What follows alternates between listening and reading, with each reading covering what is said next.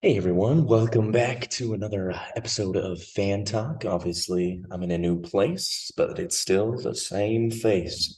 Welcome back. I'm just switching it up again. I know that um, the NCAA tournaments here and bracketology is a big thing, and so now that we've gotten pretty much to the end of the season, most teams have one game left, and then it's conference tournaments. And then it is March Madness. So I'm going to do another thing where I share my screen, I break this down. Sorry for you who are just audio listeners. I will explain everything so you don't necessarily need to see what I'm looking at. What I'm looking at essentially just helps me explain it better and helps me. But you can, as always, check it out and find this bracketology on ESPN. If you search NCAA tournament bracketology, is by a guy named Joe Lenardi. I know CBS Sports does one as well. They're slightly different, but pretty similar in most regards. And as always, you can find Fan Talk here on Spotify, iHeartRadio, and YouTube by just searching Fan Talk Kyle Brenchley. Look it up. I post an episode every single week. And next week's going to be special. And well, potentially it could be special because next week I'm going down to Las Vegas to cover the Mountain West tournament for Utah State, both men's and women's. And next Friday would lie in the thick of the men's tournament. So it'll be kind of interesting to see. I might have an awesome episode for you, depending on if I'm still there, depending on how the Aggies do. But stay posted for that next week. Let's jump right into this week's episode. It's bracketology. There we go. I went over this a couple episodes ago. If you haven't seen it, go check it out. I essentially give a crash course on what bracketology is. And an intro bracketology is essentially how they determine who gets into the NCAA 68 team bracket tournament. So every March, college basketball does this big tournament. Everybody builds a bracket. Everybody watches the games. It's super fun.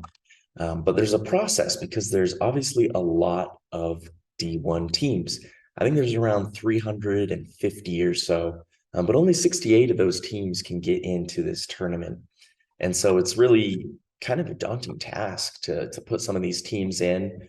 Obviously, some of these teams like Alabama and Kansas, these are teams that have no doubt. And so they're in. But then there's this thing called the bubble. And these are teams that, deserve to be in, but there's only a certain number of spots. You got to pick the best one out of all of these. And I talked a lot about that in the last episode as well. I kind of just want to share what it looks like as of right now, today, March 3rd. So last four buys, as you can see here, these are teams that will get into the tournament without having to play this mini tournament. NCAA tournament has this mini tournament just to get in. So technically it's a part of it, but you're not part of the bracket quite yet. And that's what the last four in are: Mississippi State, Nevada, Wisconsin, Penn State. If you can see over here, Nevada and Penn State, Mississippi State, Wisconsin. See, they have to play an extra game just to get in to the actual tournament. Whereas these last four buys don't have to do that. And then as you can see here, first four out, these are, essentially the next four teams that would get in if it was somehow a 72 team bracket. Like these were the teams that would be projected to get in. And then the next four out after that as well. So essentially these 8 teams here are all fighting to get one of 8 spots here that have, already been taken or projected to be taken by these other teams. So particular interest, I'm currently a student here at Utah State. So, I've been following Utah State and throughout the season and throughout my time here and essentially what they need to do to get to the NCAA tournament. So I'll kind of show you here. 23-7, really good record, currently 3rd in the Mountain West, coming off a big win against UMLB. Big matchup against Boise State tomorrow, Saturday, 7 p.m. This is a home game. It is senior night. It is the last game of the regular season, last game at the Spectrum. And if you direct your attention over here to the standings, currently Utah State's in that 3rd spot, so they get the 3rd seed in the Mountain West tournament. If it started today, they win the tiebreaker over Nevada based on overall record. But a win over Boise State would have them tied with Boise State in conference standings and would give them the better record and would actually give them the third seed, depending on what Nevada does in their game. Nevada plays against UNLV at home in Nevada. So a big game for Utah State because Utah State doesn't have what we call a quad one win. Now I'm going to come over here, and this is the net rankings. And these net rankings are determined by a variety of factors. Obviously, the team's overall record, uh, home, road, neutral, but then also quad one, quad two, quad three, and quad four team wins. So if you're a quad one team, you're essentially a really good team. There's a lot of numbers that go into it, and I could try to explain it, but for the sake of layman terms, if you're a quad one team, you're a really good team. Quad two, you're up there, you're a good team as well. You're just not great. Quad three, you're kind of in a limbo between not being the worst, but also not being good. And then quad four, obviously programs that just aren't as strong and aren't as good. So if you come over here, these are the net rankings currently. Utah State is held at 22. So, I mean, out of all the teams in the country, 350, and Utah State's number 22, one would, quickly say, hey, they should belong in the tournament because they have higher ranking than Duke, West Virginia, and Boise State, teams that are projected to be in over them. But it's not quite as simple as that. It's harder. And as I explained before, I kind of mentioned how it worked, but I didn't talk quite about net rankings. And I'm just using Utah State as an example. So Utah State here, as you can see, if you look at quad one victories or outcomes, they have no victories. They are 0-4 in quad one games. And the committee, when they're looking at who to put in, they like to look at quad one games because if you can beat a quad one team, then you're a good team. Then you at least can compete with quad one teams.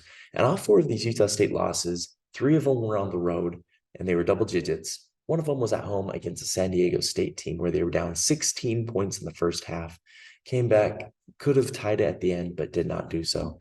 So, I mean, if you look at the other ones, 7-1 quad two, that's really good. 13-0 quad three. Quad four might hurt them a little bit. They did drop a game to Weber State and Southern Methodist University earlier in the year, both teams that aren't necessarily as strong. And so that could be something that the committee looks at and, decides if that's a determinant factor. So if you look at some of these other teams, they're like undefeated or only one loss against quad four teams. So yeah, I'd say the biggest indicators that the committee would be looking at is quad one and quad four. But obviously, net rankings aren't everything. They don't determine everything. It's just part of a pie. And all the ingredients in the pie kind of come together, and that's how they determine it. And ultimately, if we go back here, these are 16 great basketball teams, and only 8 are going to get in. So keep your eye this weekend. Tonight and tomorrow is when a lot of these big programs will play their last game. A lot of these smaller programs have already started their conference tournaments, like Charleston. They've started their tournament already with the Colonial. This is their tournament, or their standings over here, their conference over here. So I mean, like some of these smaller conferences have already started theirs, but keep an eye for that. And then obviously next week it's championship week. I'll be going down to Las Vegas, as I mentioned, to cover that. I'll kind of just show you what I'll be doing, or essentially kind of what I'm looking at. So this is the women's bracket. We do men's and women's. And I feel like women's doesn't get as much coverage as men's, so I'll try to do my due diligence here. But Utah State's kind of had a struggling team this year, really rough year for Utah State. So if you can see down here, they are the 11 seed, and they are projected to play, well, they are set to play Boise State Sunday at 7 p.m. So that'll be fun to start off the Mountain West tournament and to see where they go from there. Here's what the men's bracket, it still isn't solidified because there are games to be played tonight and tomorrow that would essentially put the seeding in place. But as it stands right now for Utah State, they would be the 3 seed right here. If you look here, the 3 seed, and they play the winner of New Mexico or Wyoming as it stands. I'll kind of pull it up over here. But obviously that's bearing a win against Boise State and the result of Nevada as well. Utah State could potentially be the 3 seed or 4 seed, or by some miraculous miracle, even the 2 seed. But we'll just kind of see what happens from there. But yeah, I would say if you're asking me right now what a team like Utah State needs to do to get in, I would say 3 things need to happen. Number one, they need to beat Boise State in tomorrow night here at home in Logan. They need to get that win and get that quad 1 win on their resume. 2, if they do that, they get the 3 seed, or not, they get the 4 seed. Wherever they are, they need to win. I think to get the committee's attention, they need to go to the championship game. And in order to get there, obviously, if they're the 4 seed, they'll have to get past San Diego State, or if they're the 3 seed, they'd have to beat Boise or Nevada, and a New Mexico team. And so they'd add more victories to their resume. So the second thing is they need to get to the championship game. Obviously, if they win, they go automatically through, but they need to get to the championship game to have a shot. And then the last thing, I think for the Aggies, the Utah State to get in, Michigan needs to lose. North Carolina needs to lose. Arizona State. Some of these teams need to lose. Like if Nevada lost, if Wisconsin lost, Penn State. If some of these teams that are projected to be in front of them lose, then Utah State would also be able to go through. And I'm just using this as an example because this is a school that I'm a part of. I could go through and do, pretty much everything. Like let's just do another team. Let's do Arizona State, who came off a big buzzer-beating 3-pointer to win. That was crazy. I was watching that game live, and he launched that from half court, nothing but nylon. So let's look at Arizona State Sun Devils. Let's look at their current. So they play USC. I think for Arizona State to get in, they would need to beat USC, which, if you look over the standings, a good team on the road, that would be a good, probably quad 1 win to add to their resume. They would remain the 4 seed in the tournament for the Pac-12, but they would have a good road win. They did beat Arizona in Arizona. That's a big one. Other wins we can look at, they beat Oregon in Oregon. They beat Utah at home, and they beat a number 20 Michigan team at home earlier in the year. So let's bounce over here. Arizona State team ranked 63, but they're projected higher than 22 Utah State. Now, one might wonder, why is that? If you look at their overall record, it's worse than Utah State. It's 20-10, but they have 8 games of quad 1 and they've won 4 of them. So they're 4-4 in quad 1 games, which is a lot better than Utah State. 5-5 in quad 2, not as great, but they're taking care of business here in quad 3 and quad 4. So that's a difference there that we can visibly see. Is quad 1 wins puts a 63 ranked team above a 22 ranked team who has no quad wins. So that's how a team like Arizona State could get in. Same with North Carolina and Michigan, even Penn State, Wisconsin. These teams have worse records than Utah State, but they've played tougher opponents according to net rankings and according to just whatever other things people consider and think.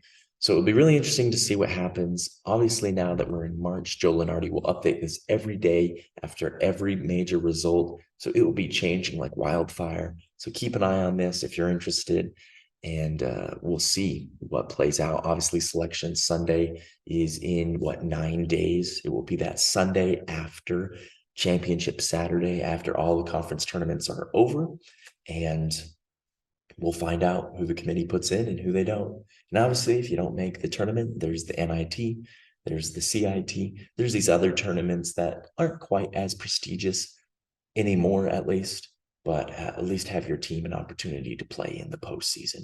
So we'll see what happens there. I'm excited to be a part of this Mountain West action. It will be real fun to go down to Vegas and to just be a part of college basketball. I think college basketball is so much more exciting than the NBA, at least during the regular season and tournament time. I feel like the NBA playoffs can get exciting, but college basketball, I just feel like is just another level. So we'll keep an eye on that as well. And then, as always, ESPN's Tournament Challenge, or whatever sports bracket you use, make some and do it with your friends, do it with your family, do it with your coworkers. Go out and have a good time. Maybe put some money down on it, and it will be awesome. But that's all I got to say for this week. I'm excited to see what next week holds. I might be able to bring on some fellow journalists here at Utah State who will be down there at the tournament with me to provide some uh, in-depth analysis and some different opinions on what we see there live in person. I'll also be following all the different other tournaments that are happening throughout the week. I won't just focus here, obviously, on the Mountain West, but college basketball as a whole, to really see what will happen and what will be the results of the NCAA tournament. So as always, thank you guys so much for listening. Thank you for being patient with me as I, go to a new environment, obviously a different room.